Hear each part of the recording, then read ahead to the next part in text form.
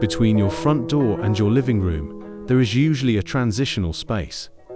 It might be small, perhaps unnoticeable, yet it plays a crucial role. This space is the entryway, or Xuan Guan. In Feng Shui, the entryway is the throat of the home, and the very first energy converter for the COC flowing in from the outside. The core functions of an entryway are to slow and to filter. The C flowing in from the outside is often fast-moving and mixed.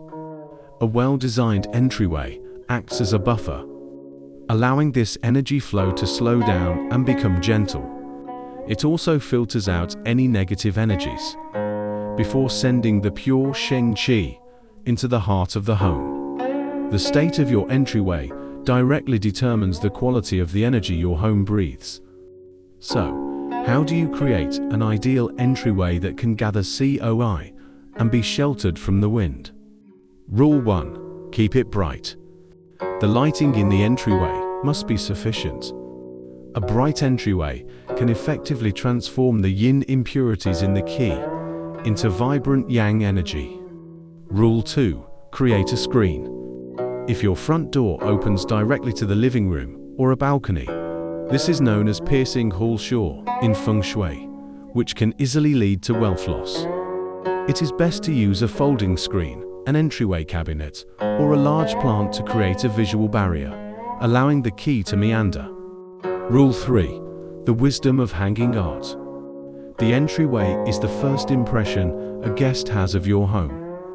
Hanging a piece of art with auspicious meaning and a harmonious scene, such as a landscape or a floral painting, can greatly enhance the quality of the energy field. Avoid hanging paintings of fierce animals, weapons, or those with overly dark tones. The entryway may be small, but its energetic significance is immense.